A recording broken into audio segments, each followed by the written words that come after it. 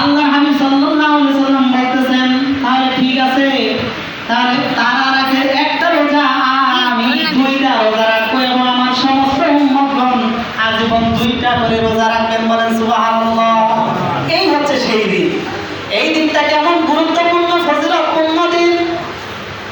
আল্লাহ পাক রব্বুল আলামিন কুরআনুল কারীমের মধ্যে জানিয়ে দিলেন।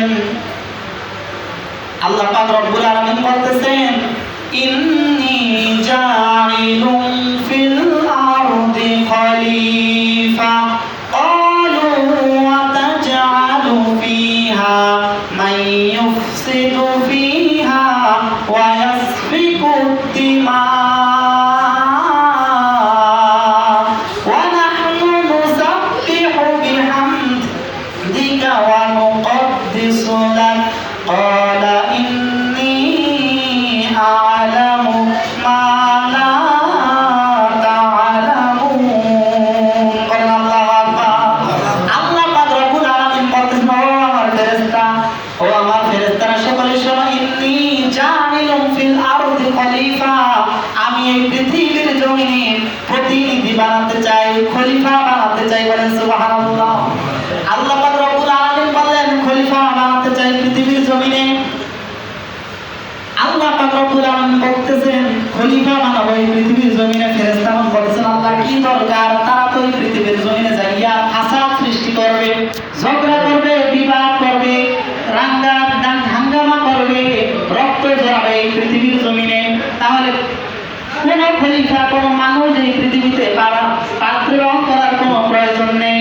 বরং নাহনু নুসাব্বিহু বিহামদিকা ওয়া নুকদ্দিসু লাক, বরং আমরাই তো আপনার প্রশংসা করি, আপনার তাসবিহ পাঠ করি। বলেন সুবহানাল্লাহ।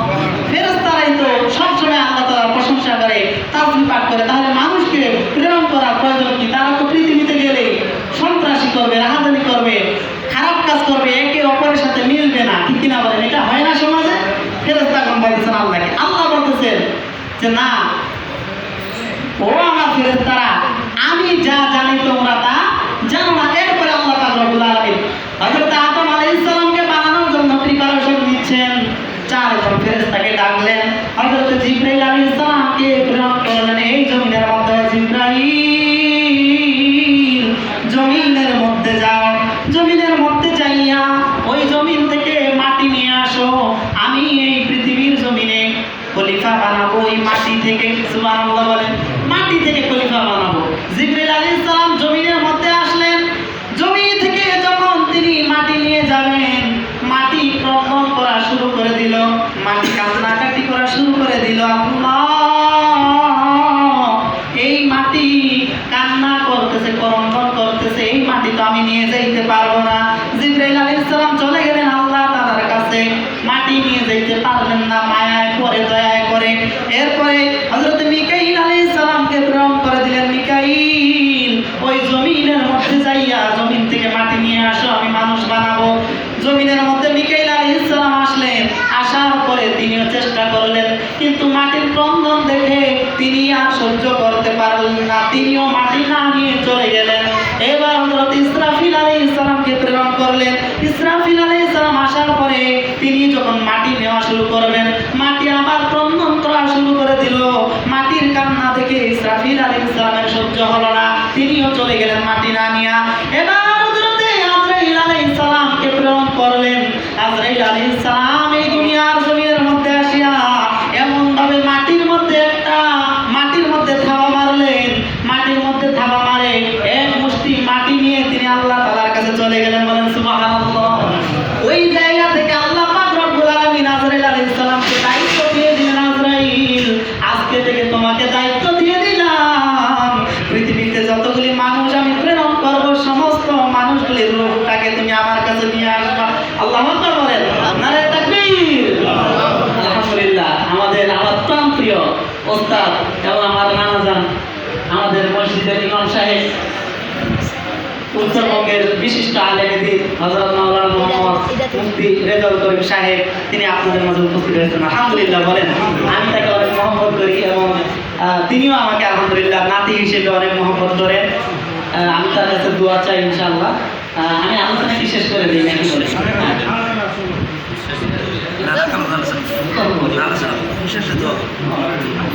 আলহামদুলিল্লাহ। আসলে ওনাকে আমার অনেক মহব্বত লাগে এবং ওনাকে সবসময় মনে পড়ে, কারণ আমি যখন এই ছোট বাচ্চাগুলোর মতো তখন থেকে আমি মানে আমার বুঝ থেকে আমি ওনার কাছে নামাজ পড়ছি আলহামদুলিল্লাহ। এবং আমি ওনার কাছ থেকে এই যে সূরাগুলি, শেষের সূরাগুলি যেগুলো আমরা অধিকাংশ নামাজের মধ্যে তেলাওয়াত করি, সেগুলি ওনার ওই জুমার নামাজের পড়া থেকে আমি মুখস্থ করে ফেলছিলাম। আলহামদুলিল্লাহ, তিনাকে আল্লাহ পাক আরো হায়াতে তাইয়্যিবা দান করুন আল্লাহুম্মা আমিন। এবং আমাদের বাজার মসজিদের সম্মানিত পেশ ইমাম সাহেব, তিনিও আমাদের মাঝে এসেছেন আলহামদুলিল্লাহ।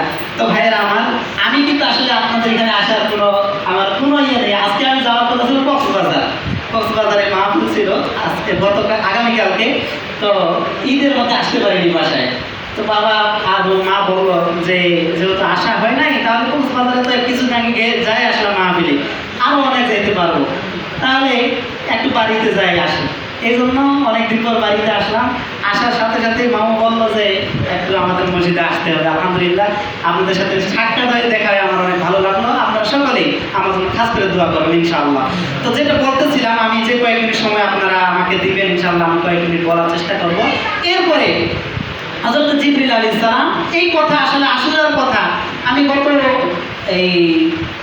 গত 6 তারিখে আলোচনা করছিলাম মিরপুরে, প্রায় 4.5 ঘন্টায় আশুরা নিয়ে।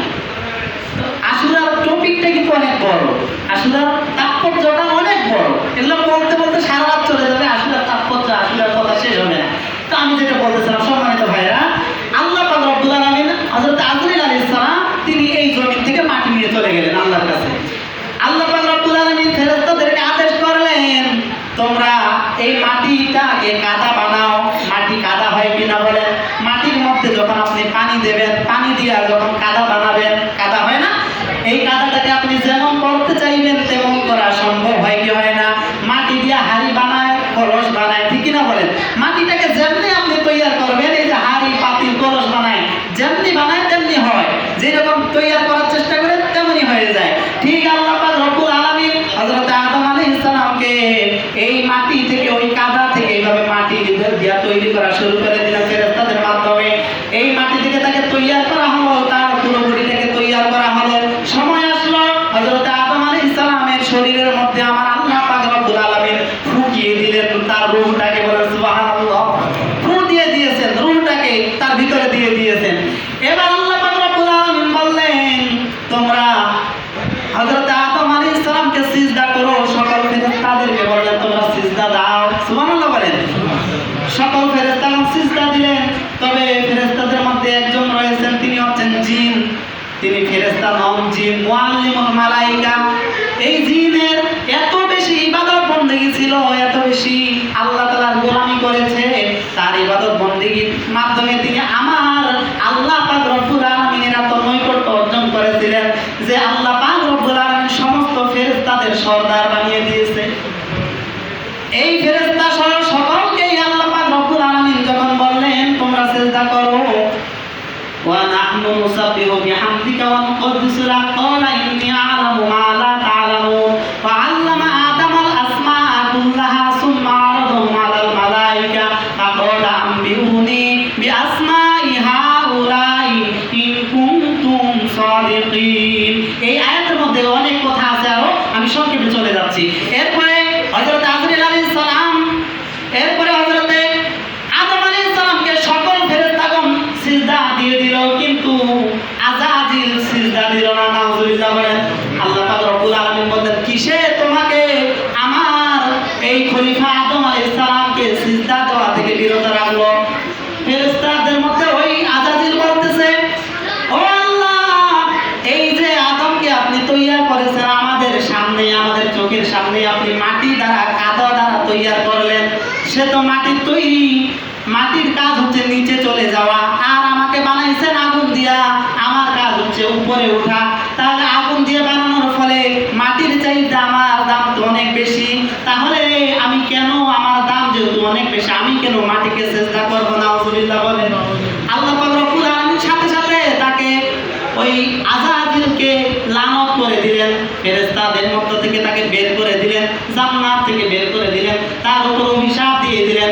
কিন্তু 3টা জিনিস তিনি চাইলেন। আমার ভাইরা, আমি সংক্ষিপ্তভাবে বলতেছি, 3টা জিনিস তাকে দিয়ে দেওয়া হলো, কিয়ামত পর্যন্ত তাকে হায়াত দিয়ে দেওয়া হলো। এরপরে আল্লাহ পাক রব্বুল আলামিন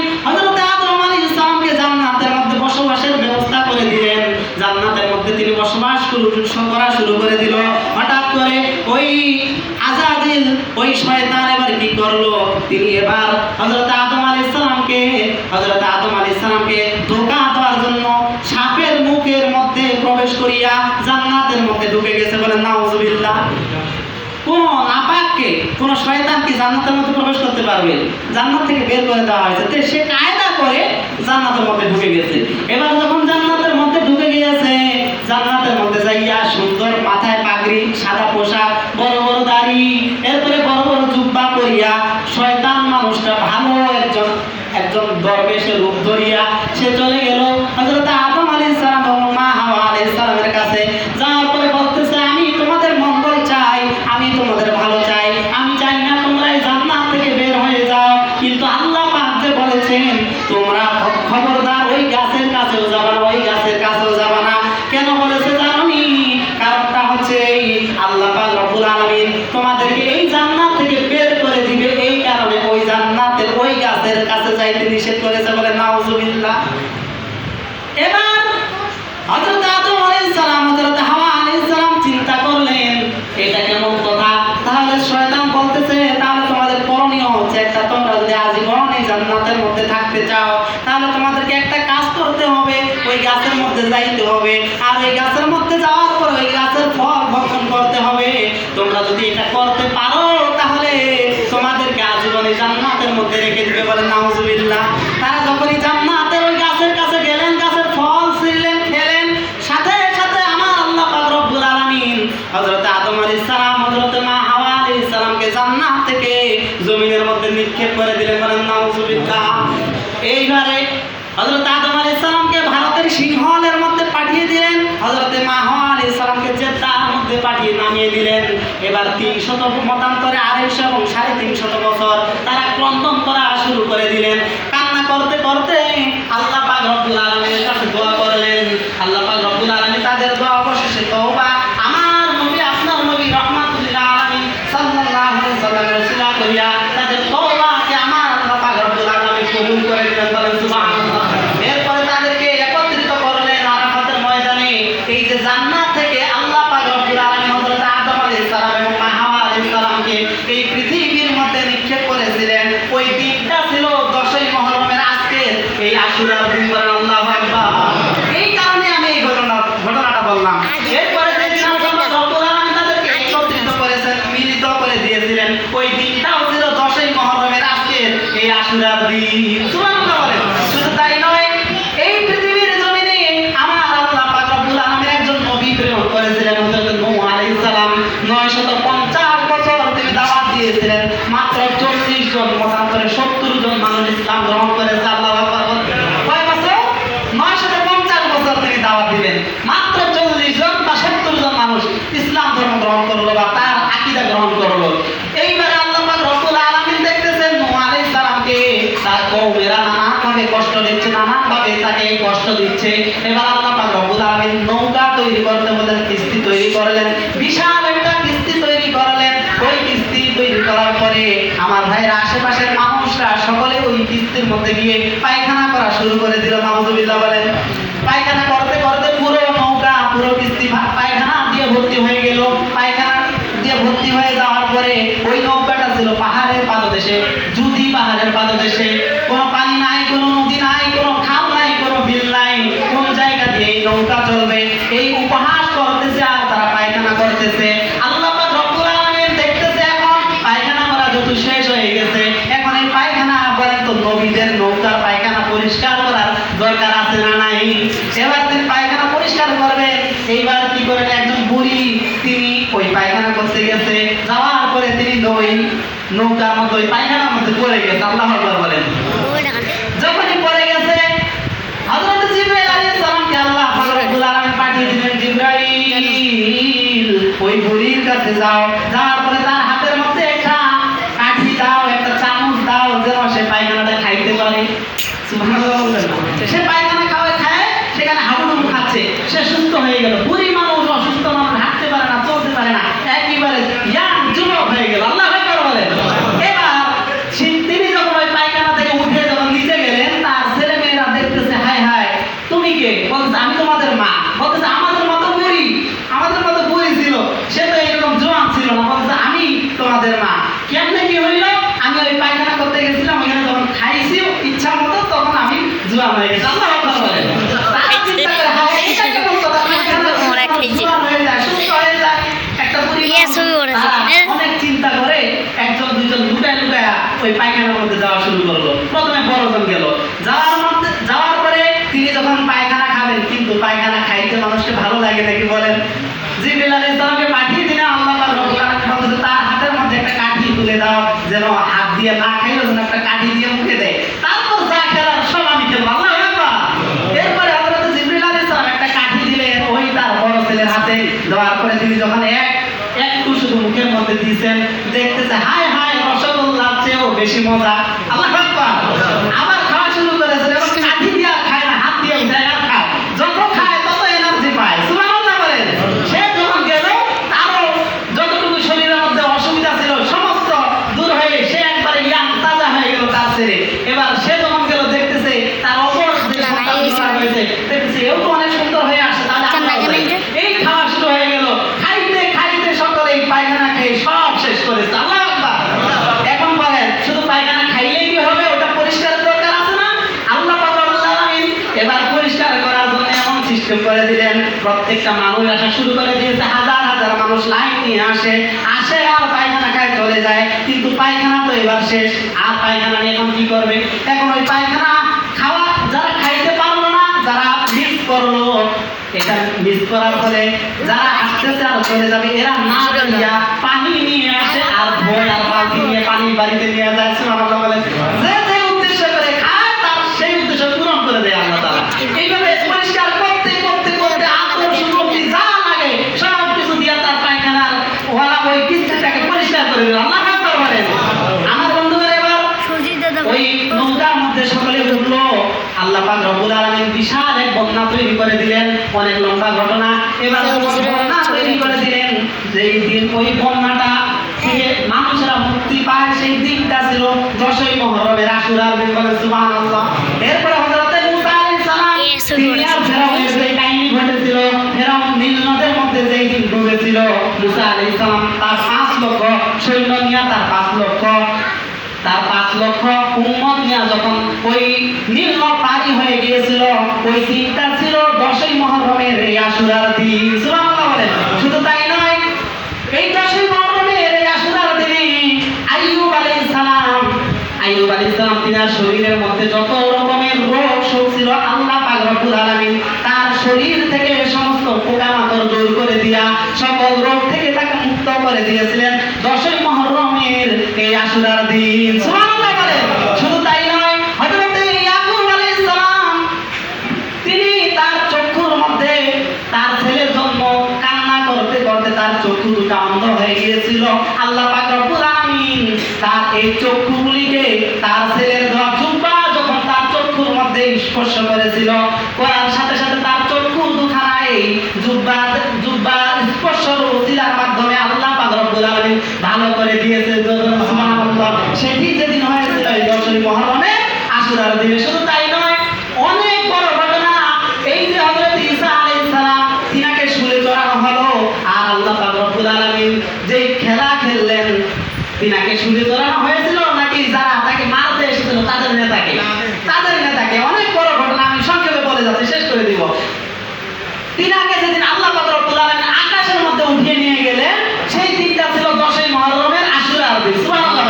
শুধু তাই নয়, আমার আপনার নবী রাহমাতুল লিল আলামিনের কলিজার টুকরা হযরত হুসাইন রাদিয়াল্লাহু তাআলা আনহু, তিনাকে যেদিন কারবালার ময়দানে নির্মমভাবে শহীদ করে দেওয়া হয়েছিল, এবং নবী পরিবারের 19 জন সরাসরি নবীদের রক্ত প্রবাহিত তাদের শরীরে, এরকম 19 জনকে এবং সাহাবী এবং তাবেঈনদের মধ্য থেকে প্রায় 72 জনকে যেদিন ওই শহীদের ওই কারবালার ময়দানে শহীদ করে দেওয়া হয়েছিল, ওই দিনটা ছিল 10ই মুহররমের এই আশুরার দিন। সুবহানাল্লাহ বলেন। এবং শুধু তাই নয়, আমি আরেক জায়গার মধ্যে দেখলাম আল্লাহ পাক রব্বুল আলামিন এই পৃথিবী সৃষ্টি করেছিলেন 10ই মুহররমের আশুরার দিন। সুবহানাল্লাহ বলেন। এই পৃথিবীর মধ্যে মানুষ প্রেরণ করেছেন 10ই মুহররমের আশুরার দিন।